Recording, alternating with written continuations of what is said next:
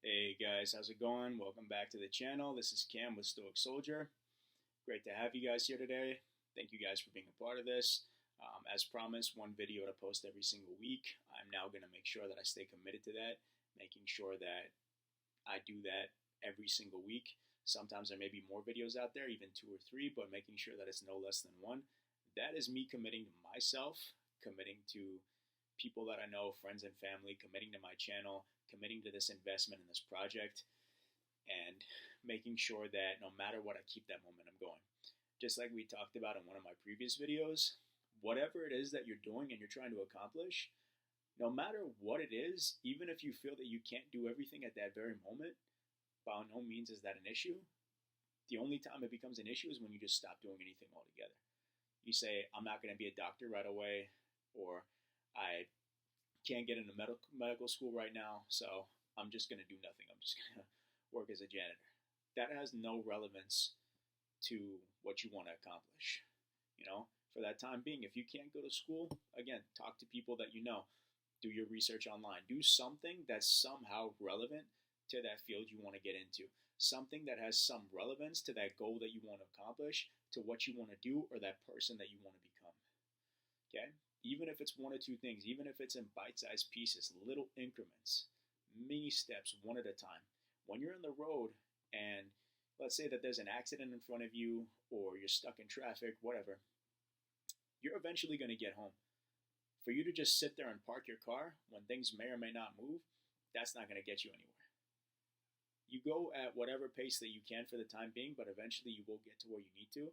But by no means do you just sit there and do nothing. Say I'm hopeless.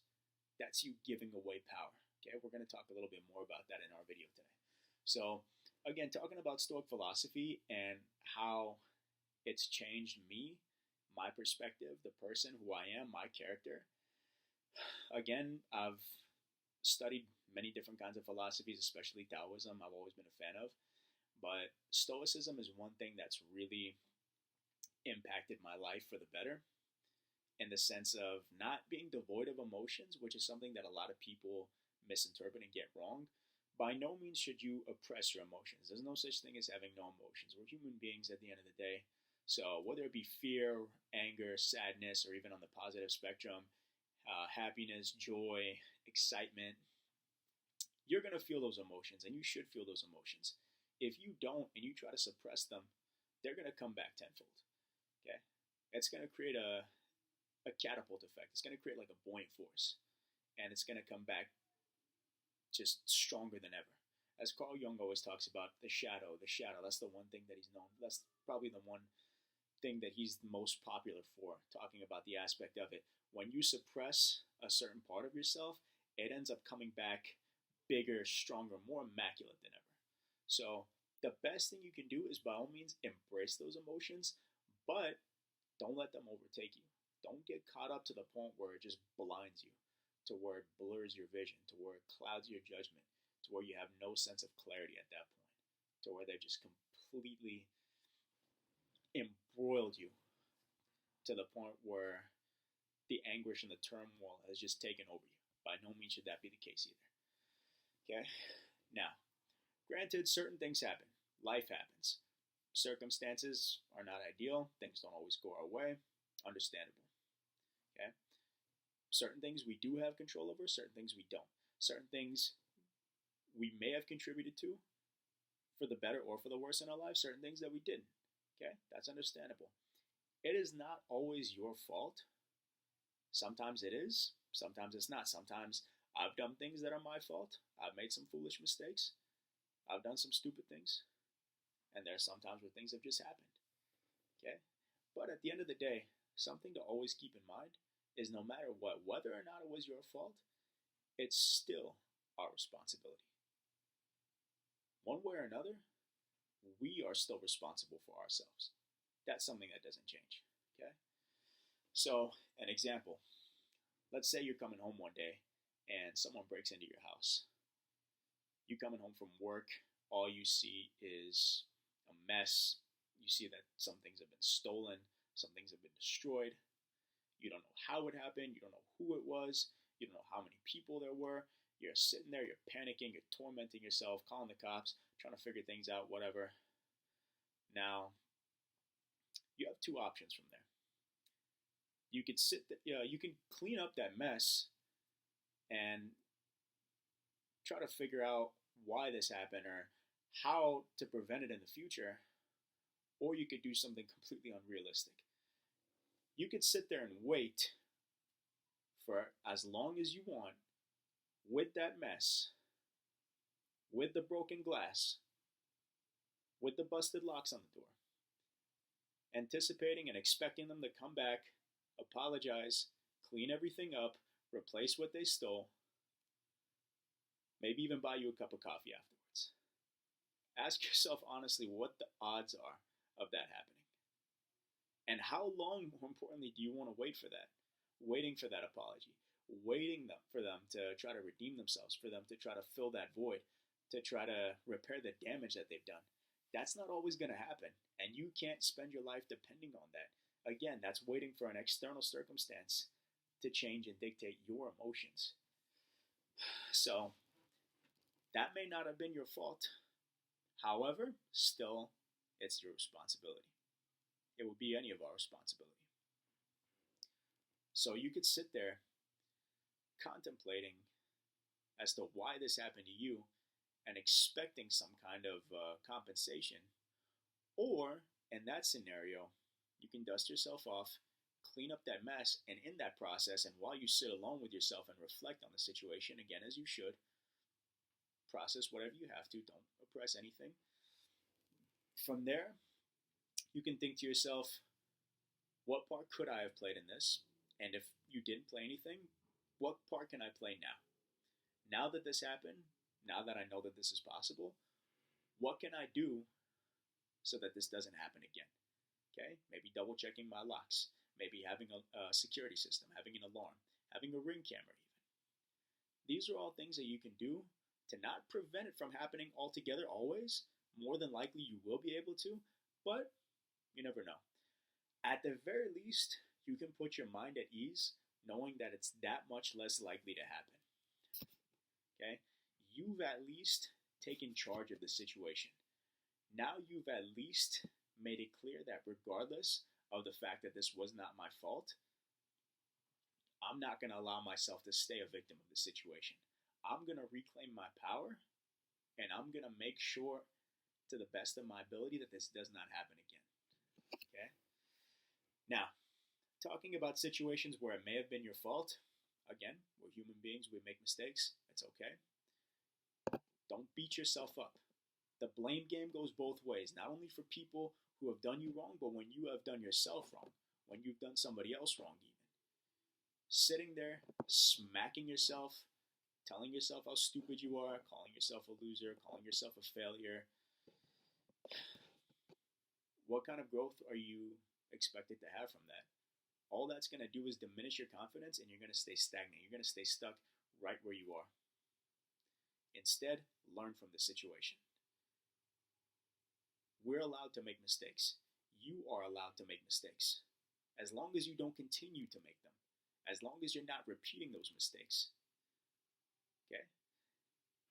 Quoting Einstein, what's the definition of insanity? Doing the same thing repeatedly and expecting a different outcome. Or a different result. If you are doing something consistently, if you're going back and forth to a toxic relationship, knowing who that person is, if you're staying at a job that you know is not valuing you, and they have not been valuing you for quite some time, if you're doing business with someone who's scandalous, somebody who does not have your best interest at heart, and you're aware of that, if you're trying to change someone who's not going to change, whether that be they have an addiction or they just don't want to do anything with their life, whatever it is, once you're aware of that, that may not be your fault necessarily. You may have been just trying to help them out of the goodness of your heart. However, when you see that it's not working and you're doing more harm than good, not just for them, but for yourself above all, because if you can't help yourself, you can't help anyone, and you're not walking away at that point, now you are contributing to the situation. Now you are enabling. Now you're only making things worse. Now there's two people locked in that abyss instead of just one. So knowing when to walk away, knowing when something's not going to change or someone is not going to change is also crucial, because you're contributing to that lifestyle, to their lifestyle, enabling them to stay who they are, as opposed to walking and letting them know, hey, this is not the right path for me. This is not a good path to follow. Eventually, when they start seeing more and more people, they're going to have to come to that realization. But if they don't, that is not your responsibility. They need to have that epiphany. So at the end of the day, the only person that you have full control over is you, the man in the mirror. Not the people in your life, not the company you work for, not the weather, not global politics. You can only control yourself. If you're working with a boss who doesn't value you, and for the time being at least, you need that job, you have one or two choices. Either leave and try to find someone else, or make the best of the situation. If you can't change them, which again, you can't change everyone, you can't change anyone, you can try to make the best of that by not allowing it to get to you. If you have a coworker that you can't get rid of and that you have to work with every day, instead of allowing yourself to get embroiled in those emotions to the point where it just drives you completely out of your mind, instead of that, you can disassociate, detach, have no emotion towards it whatsoever. Meaning that when you see them, they don't have to be a friend, but they don't have to be an enemy either. Make things easier on yourself by not driving yourself insane over the things that you don't have any control of. Whatever you can control, do your part. Whatever you can't, leave it be. Get in, get out, walk away. Go about your business. So the main focus is, again, not to be devoid of emotions, not to not feel anything, but not allowing yourself to be overtaken. Learning to respond calmly and rationally to these situations. Feel what you need to feel. Ask yourself what you can do. And if you can't, make the best of it. And more often than not, we can make better situations for ourselves. Okay? Majority of the time, there's a solution.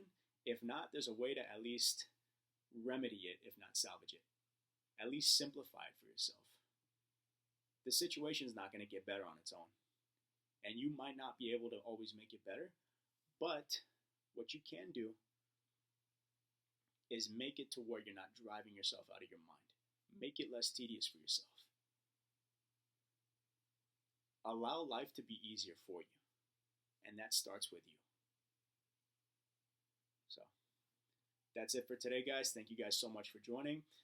More to come in the future. Much more discussions, going into much more deep analysis of these ideologies and philosophies that have shaped me and that have made me who I am, and hoping that they can contribute to you guys and improve your lives, changing it for the better. And I look forward to seeing more from you guys soon. Don't forget to like and subscribe, leave a comment down below, and until next time, I will see you guys next week. Have a wonderful